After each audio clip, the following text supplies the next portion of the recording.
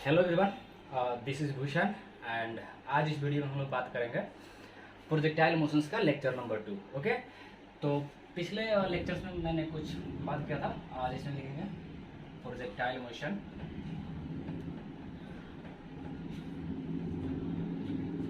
तो projectile motion पढ़ रहे थे हम लोग, तो उसमें पिछले वीडियो में मैंने बताया था रेंज को कैसे कैलकुलेट करेंगे, रेंज का फॉर्मूला कैसे क्या होता है, टाइम ऑफ फ्लाइट निकालना बताया था और मैक्सिमम हाइट निकालना बताया था, राइट। और फिर आपको बताया था कि दो अगर दो थीटा और दोनों थीटा का सम अगर 90 डिग्री हो तो रेंज क्या होता है, सेम होता है। लास्ट में क्या बताया था, मैंने बताया था कि प्रोजेक्टाइल मोशन में मान लो यहाँ से किसी बॉल को थीटा एंगल पे प्रोजेक्ट किया तो यहाँ पे आके यहाँ से ऐसे गिरता है, ठीक है। और इस वेलोसिटी का यहाँ पे जो वेलोसिटी है इसका दो कंपोनेंट होता था, ठीक है। इसी से हम आगे बात करेंगे। इस वेलोसिटी यू से मान लो प्रोजेक्ट किया तो इसका एक्स कंपोनेंट कितना होता था, यू कॉस थीटा, और वाई कंपोनेंट कितना होता था my friend, u sine theta, ठीक है। X component u cos theta और वाई कंपोनेंट कितना होता था, यू कॉस थीटा। तो रेंज का फॉर्मूला मैं बता दिया था, क्या कितना आया था, u square sine 2 theta upon g, और मैक्सिमम हाइट का फॉर्मूला बताया था, सारे कैलकुलेट करके मैंने बता दिया था, u square sine square theta by g, okay, by g. तो u square sine square theta upon यहाँ पर 2g बताया था, ओके। तो टाइम फ्लाइट भी कैलकुलेट करके आपको बताया था कितना, 2u sign theta by g. तो ये सारे फार्मूला मैं कैलकुलेट करके बता दिया था। अब नेक्स्ट पढ़ेंगे, ठीक है।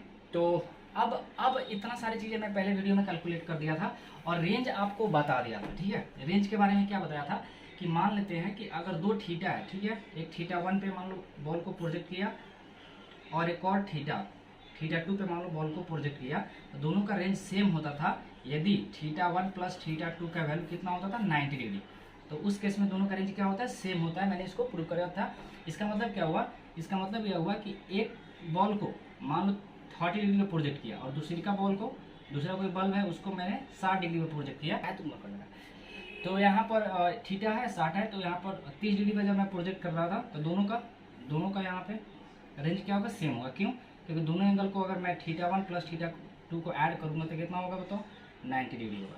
तो दो थीटा यानी दो एंगल पर अगर किसी बॉल को प्रोजेक्ट किया जा रहा है और दोनों का सम अगर 90 डिग्री है तो रेंज क्या होता है उस केस में, सेम होता है, ठीक है। इतना पहले बात कर चुके हैं हम लोग, आगे बढ़ते हैं, ठीक है।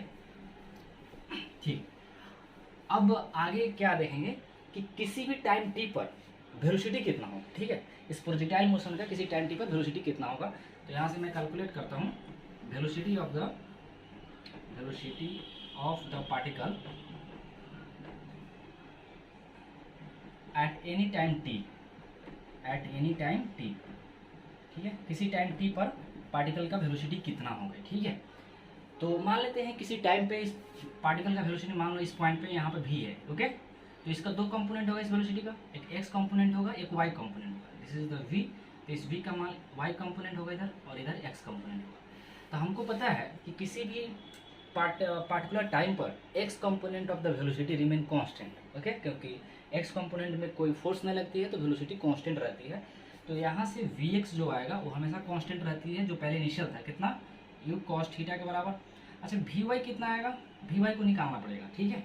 तो vy को कैसे कैलकुलेट करेंगे माय फ्रेंड, vy को कैलकुलेट करते हैं इक्वेशन ऑफ मोशन लगाएंगे, क्योंकि vy जो है वर्टिकल कंपोनेंट ऑफ वेलोसिटी को निकालने के लिए वर्टिकल डायरेक्शन में मोशन स्टडी करेंगे।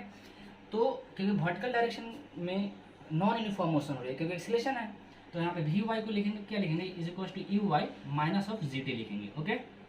क्यों, क्योंकि एक्सीलरेशन है वर्टिकल डायरेक्शन में, एक्सीलरेशन कितना है, g है। तो ऐसे कैलकुलेट करेंगे, ठीक है। तो यहाँ पर vy यानी y component of the velocity क्या हो जाएगा, ui कितना होगा माय फ्रेंड, ui हो जाएगा u sine theta, okay, minus of g T. So this is the y component of the velocity at any particular time t, okay. तो अब net velocity कितना होगा, तो वेलोसिटी को मैं क्या लिख सकता हूँ, तो vx i cap plus vy j cap, ठीक है। लिख सकता हूँ, क्या लिख सकता हूँ, क्योंकि यहाँ पर जो वेलोसिटी होगा, एक vx और vy क्या है, इस वेलोसिटी का कंपोनेंट है, दोनों कंपोनेंट को ऐड करूंगा वेक्टर फॉर्म में। आई होप कि आपको पता होगा। तो वेलोसिटी v को क्या लिखूंगा, x कंपोनेंट कितना लिखेंगे बताओ, u cos theta i cap, और y कंपोनेंट कितना हो जाएगा, y कंपोनेंट दिस वैल्यू। तो यहाँ पर लिखेंगे कितना लिखेंगे, u यू वाई की जगह पे यहाँ पे क्या रहेगा, you sine theta minus of g T, और यहाँ पे क्या होगा, जे कैप। तो this is the velocity vector at any time T in the projectile motion. Okay, तो आई होप कि आपको समझ आया। बहुत ही गर्मी हो रही है। तो v is equal to u cos theta i cap plus u sine theta minus g t j cap. थोड़ा फैन चला दो यार 1 मिनट के लिए। तो my dear friend, I hope कि आप इस चीज़ों को समझ गए होंगे। ठीक है, तो किसी भी टाइम टी पर वेलोसिटी कैसे निकालेंगे, you cos theta i cap plus u sine theta minus g t j cap. I hope कि आप समझ गए। ठीक है, आप इसको नोट डाउन कर लो, मैं मिटाता हूँ। ठीक, अच्छा अब बताओ, तो यहाँ पे तो अब क्या देखेंगे कि मान लो यहाँ से जो वेलोसिटी को प्रोजेक्ट किया गया और जब यहाँ पे लैंड करेगा, ग्राउंड पे धरती पे गिरेगा, उस समय उसका कितना क्या वेलोसिटी होगा, इसको कैलकुलेट करेंगे। ठीक है, वेलोसिटी ऑफ द बॉल यहाँ पर देखेंगे। ठीक है, मैं क्वेश्चंस भी बहुत सारे कराने वाला हूँ। Velocity of the ball when it is landed, when it is, ठीक है, when it is reached to the ground, जब ग्राउंड पर पहुंचेगा तब कितना वेलोसिटी होगा बॉल का, इसी को हम लोग कैलकुलेट करेंगे। ठीक है, तो देखो यहाँ पे मान लो गिरा और इस पॉइंट ऑफ टाइम पे, यहाँ पे इस पॉइंट पे मान लो वेलोसिटी इधर है v। ठीक है, तो ये v वेलोसिटी है तो इसका 2 कंपोनेंट है, वो इधर आएगा, और मान लो theta, this is the theta. ठीक है, यहाँ पे थीटा आएगा, तो यहाँ पर इधर इसका this is the x component कितना आएगा, यू कॉस थीटा। क्यों यू कॉस थीटा आएगा, क्योंकि हॉरिजॉन्टल डायरेक्शन में कांस्टेंट रहती है वेलोसिटी। यहाँ पर वी वाई होगा, तो वी वाई को हमको कैलकुलेट करना पड़ेगा। ठीक है, तो वी वाई को देखेंगे, कैलकुलेट करेंगे। यहाँ पर ई मान लो और वी है, और इधर वी एक्स कितना हो जाएगा, यू कॉस थीटा, और दिस विल बी, ठीक है, वी वाई कंपोनेंट। ओके, तो अब क्या करेंगे, अब यहाँ पर देखेंगे वाई कंपोनेंट को, अगर वेलोसिटी को वाई कंपोनेंट निकालेंगे तो क्या लिखेंगे बताओ, यू, ठीक है, वाई माइनस जी टी लिखते हैं ना ऐसे, तो u y v y, u y को क्या लिखेंगे बताओ, यू साइन थीटा, ठीक है, माइनस ऑफ जी, और टी कौन सा टाइम लेंगे, तो यहाँ से पार्टिकल आया और यहाँ से यहाँ पे आके गिर गया बॉल, तो कौन सा टाइम लेंगे, टाइम ऑफ फ्लाइट। तो टाइम ऑफ टी की जगह पर टाइम ऑफ फ्लाइट पुट करोगे तो कितना होगा, 2u साइन थीटा अपॉन जी, तो जी यहाँ से कटने वाला है, कट गया, तो कितना हो गया, वाई कंपोनेंट ऑफ वेलोसिटी कितनी होगी, देखो u साइन थीटा में से क्या होगा, 2u साइन थीटा को घटाओगे तो कितना हो जाएगा, minus of u sine theta बचेगा। ठीक है, ठीक है, तो यहाँ से पता चल गया कि y कंपोनेंट ऑफ वेलोसिटी जो होगा वो कितना होगा, u साइन थीटा। अब ध्यान से देखो, यहाँ पर माइनस u साइन थीटा होगा, यहाँ पर देखो u साइन थीटा था, ऊपर जा रहा था, यहाँ पर u साइन थीटा, देखो मैग्नीट्यूड तो दोनों का सेम ही है, u साइन थीटा ही है, नेगेटिव, यहाँ पर नेगेटिव डायरेक्शन बता रहा है कि नीचे जा रहा है इधर, और यहाँ पर इधर का x कंपोनेंट तो है ही, ठीक है, u cos थीटा। तो एक बात हमको समझ आया कि यहाँ से जितने वेलोसिटी से आप फेंकोगे तो जब गिरेगा भी तो उतने वेलोसिटी से, उतना ही जितना एंगल से फेंका गया हॉरिजॉन्टल से उतना ही एंगल बना लेगा, क्योंकि देखो वर्टिकल डायरेक्शन में वेलोसिटी वही रह रही है, u साइन थीटा ही है, नेगेटिव है क्योंकि नीचे जा रहा है y डायरेक्शन में, और u cos थीटा होगा x कंपोनेंट के इधर, तो कांस्टेंट ही रहता है। तो एक बात पता चला कि जितने के स्पीड से फेंकोगे गिरेगा उतना ही के स्पीड से वेलोसिटी से गिरेगा और उतना ही थीटा पर गिरेगा। ठीक है, यहाँ तक बात समझ आ गई। ठीक है, अब ठीक है, इसको आप नोट डाउन कर लो। ओके, नोट डाउन करो। ठीक है, मैं फिर आगे करता हूँ, तो मैं मिटा देता हूँ। ठीक है, अब देखो अब देखिए यहाँ पे क्या लिखेंगे, अब हम लोग कैलकुलेट करेंगे और trajectory of the projectile motion. ठीक है, trajectory of the projectile. Trajectory का मतलब क्या होता है, ट्रेजेक्ट्री का मतलब क्या होता है कि कोई भी पार्टिकल कौन से पाथ को फॉलो करता है उसी को हम लोग बोलते हैं ट्रेजेक्ट्री। ओके, ट्रेजेक्ट्री का मतलब होता है कि पार्टिकल या बॉल जिसको आपने फेंका वो कौन से पाथ को फॉलो करता है, स्ट्रेट लाइन जा रहा है, पैराबोला जा रहा है, तो उसी को हम लोग ट्रेजेक्ट्री बोलेंगे। तो यहाँ पे जब बॉल को प्रोजेक्ट करते हो ना कुछ एंगल पे, एक्स वाई प्लेन में जब प्रोजेक्ट करते हो कुछ एंगल में, तो क्या होता है, पैराबोलिक पाथ को फॉलो करता है। तो यहाँ पर लिख सकते हो कि प्रोजेक्टाइल का जो ट्रेजेक्ट्री होगा, ठीक है, वो कैसा होगा, प्रोजेक्टाइल का ट्रेजेक्ट्री वो होगा पैराबोलिक पाथ। कैसा पाथ को फॉलो करता है, पैराबोलिक पाथ को फॉलो करता है, पैराबोलिक पाथ। ठीक है, तो अब इक्वेशन देखेंगे।